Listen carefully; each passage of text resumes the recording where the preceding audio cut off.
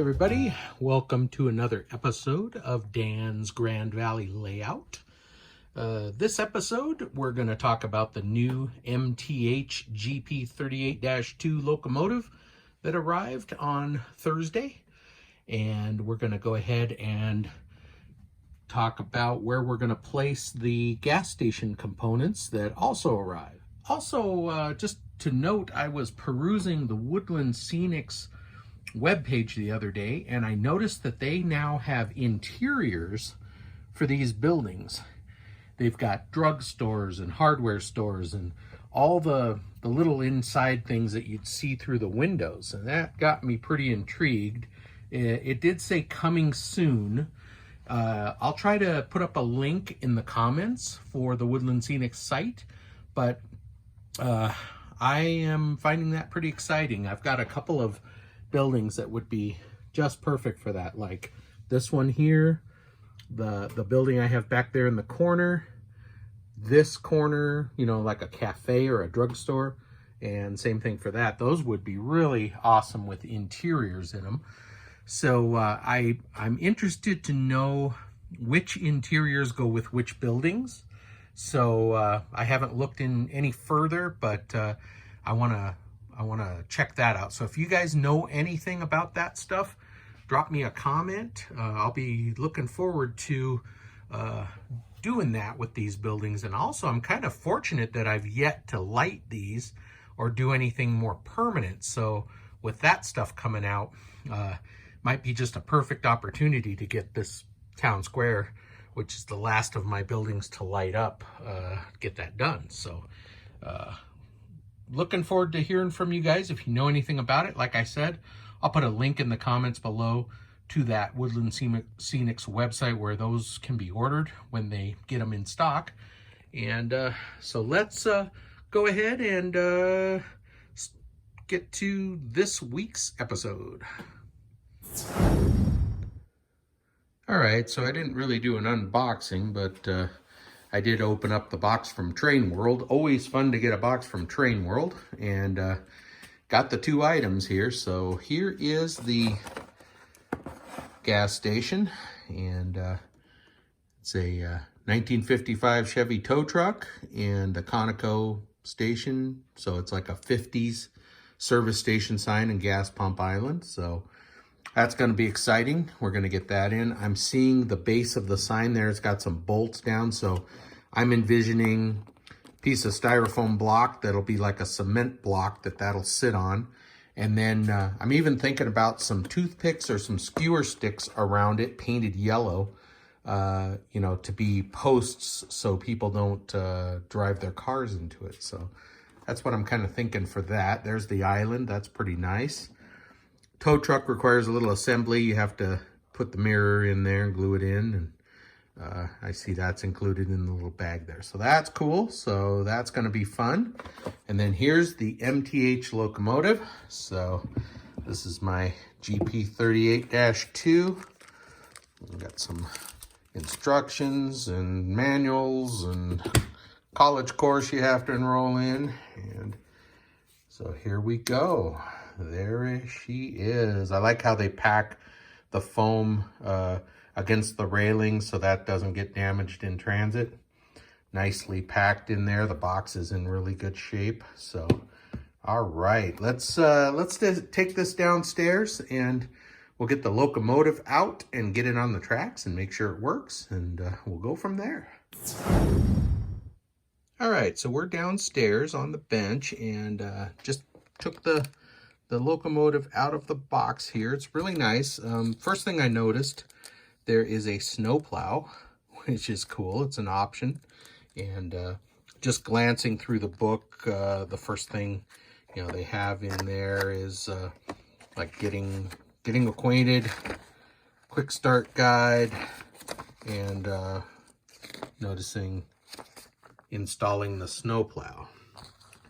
So that's super cool. Didn't know about that. So pretty darn cool. Getting excited. So then I'm looking at this plastic that it's in. Of course, it was in this sleeve. And I pulled that out, and then I'm like, okay, how does this come apart? I'm not seeing any seams here. That's a short hood, long hood. I'm like, okay, does it push out? No, there's these shoulders here. Huh. Then I, spied, oh, lift here. Well, that, all right, let's see what that does.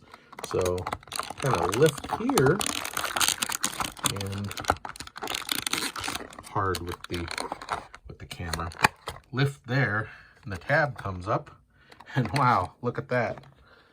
Look at all these nice mounting shock cushions and everything. And so then this should lift right out. So that's pretty cool. I like that box a lot. That's one of the coolest boxes I've seen. So very cool. Pretty impressed with the packing so far. So let's get it out of the plastic, and we'll get it on the tracks and make sure she works. All right, let's set it on the track here and see what we get. All right, so F5 are the lights, but I think there's a startup sequence here. Startup sequence, F3. There she goes.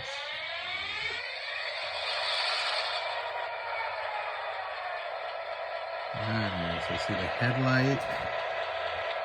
Okay. F5 are the other lights there. I think it has to go through its sequence. Okay, let's press. Yeah, so 5, see the little green lights on the front and the number lights. And let's see, headlight on and off. Detector milepost 121.8. No defects. Repeat, no defects. Total axle 336. Temperature 54 degrees out. Nice. All right, let's see. We got, of course, F1 is always the bell. Nice. F2 is the horn. Ooh, I like that. Nice.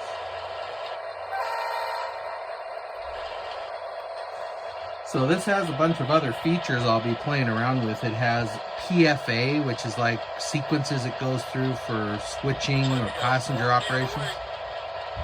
So we'll check that out, but let's give it a little power and see if she'll move. There's one. Oh, nice. Nice and smooth. Liking that. That's a 1 on the controller there.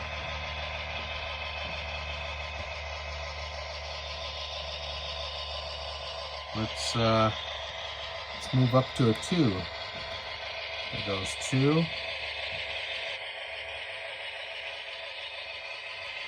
Going up my little grade there. Let's move it up to 3.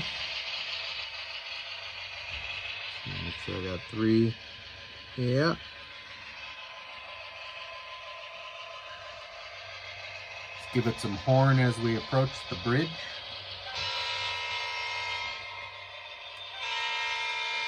Nice. Going into the tunnel, I'll take it up to a 5. Nice. Well, it seems like it's working good. I've got a lot to play with. That's one thing I love about new toys, is learning everything that it'll do. So, all right. Well, it's working. It's great. We'll, I think the next thing we'll do, before we go through all the sounds, I'll hook up a couple of cars to it, and we'll make sure it can pull. And then I think we're good to go. There we go, pulling some cars. Got it on 5 throttle, and it's pulling about 5 cars. Doesn't seem to be a problem. Nice and smooth. There's stones. Oh, that's nice.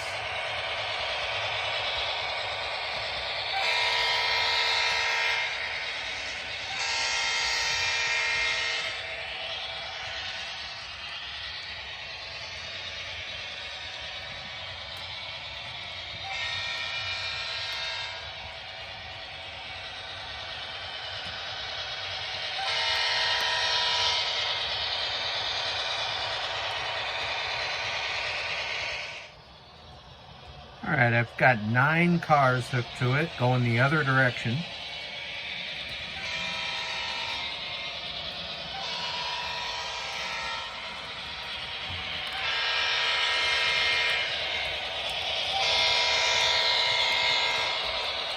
Looks like it's doing well. It's pulling everything okay. That's a number 7 on the throttle.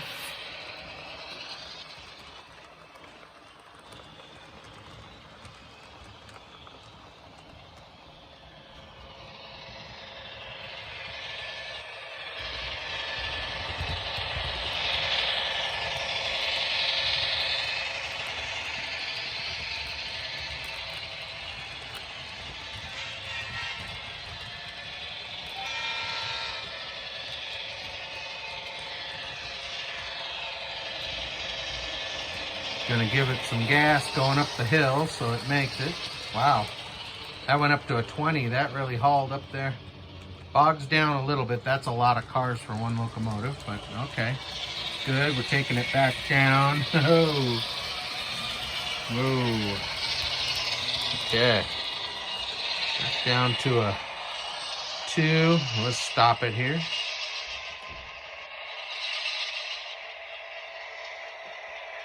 All right, well, that's definitely, like I said, that's the fun thing about new toys, is you get to learn how they work. So yeah, it's working. Pretty happy with it. All right, well, I'm pretty happy with its operation so far. There's a lot of different sounds that it will do compared to my other locos.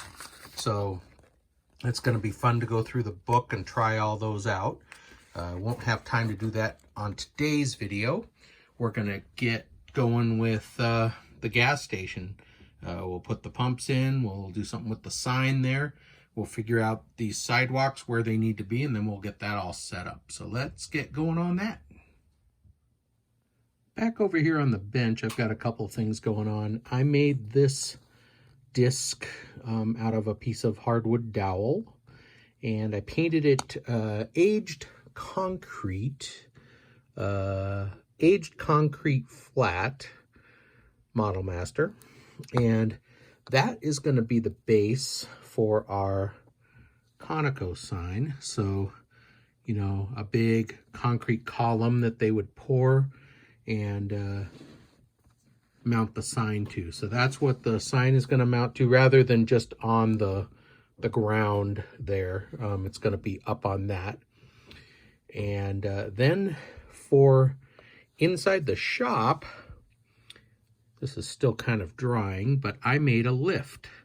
So I took the material that they use for roofing for the kits, took an extra piece of it. Actually, I glued 2 pieces together so it was a little more rigid. I took a skewer stick, so just one of these regular old skewer sticks, and cut it. And I left the sharp part, so that's going to get pushed down into the styrofoam. I took some 5-minute epoxy and just glued the stick to the bottom of this H-shaped platform that I made. I painted the hydraulic shaft silver, and then I just took a little bit of grimy black just to show grease and stuff. And that's a grimy black flat. Doesn't need to be too detailed. Vehicle's going to sit on that, and that's going to be inside the shop. You'll see that through the window when the light's on. Let me grab the vehicle that I have in mind for that. This is a Volkswagen Bug chassis that I have. I've had this since the 70s. I bought it at a train shop in Burbank, where I used to live when I was a kid. Something along the line has happened to the body. I don't know what, but I've got the chassis here. So I thought that would be kind of cool to sit on top of this engine hoist in that shop. You'll see it through the window. So I'll probably put a little bit of tacky stuff on the wheels, set it on there, and then that'll be seen through the window. All right, so first off, this is sort of what I'm imagining for the fuel island and the sign. With my sidewalks in place, that's enough room for a car to pull up and get fuel. Same thing on the other side. Now, I opted to sort of split the difference. There's a center point of this building here. This, obviously, if it was a real live gas station, would be a door that would open for a service bay. So, since it's not, this can be, you know, there, or it can be centered. I wouldn't really want it in front of the door. That also kind of blocks the Bob and Dan sign. So I just kind of thought splitting the difference about like that. Got the tow truck parked around the corner. Of course, that can move anywhere. Now for the sign, I thought about placing it out here, but that would just totally block the driveway. It's a little bit big for my area that I have for this, so I thought on a situation like this, they would probably have that back kind of in the corner there. It's going to kind of make it difficult for cars to pull into the service bay there, but not too bad. So that's kind of where I thought of putting it. I tried over here, but that would just block the neighbor. So that's kind of what I've got going. Now, this little bit of sidewalk here really doesn't need to be, because nobody would be walking there. There's a railroad crossing stop sign there, so we wouldn't want a sidewalk there anyway. Nobody's really gonna cross the tracks on a sidewalk. They would walk on the street to go across. So I'm thinking that's gonna go. And still can't block that stop sign. So that's kind of what I'm thinking. I'm gonna have to play with this a little bit more and reposition things. So the next thing I'm gonna do is, once that vehicle lift is done, I'm gonna put that inside the building, so when the light's on you can see it in there. That'll be kind of cool, but that can be anytime. So that's kind of what I've got going on there. Like always, if you have any suggestions, let me know in comments. All right, so that's it for another edition of Dan's Grand Valley Layout. Thank you so much for watching. We're up to 184 subscribers. Thank you to all you new subscribers. That means a lot. Again, thanks for everybody that watches and comments. If you have any questions, please drop me a comment. Let me know. I'll answer them the best I can. If you have any suggestions for future videos, let me know. And we'll take everything into consideration. We included some more operation videos this time on the suggestion of somebody who wanted to see more. So please, I'm open to everything. Let me know. And thanks again. We'll see you next update.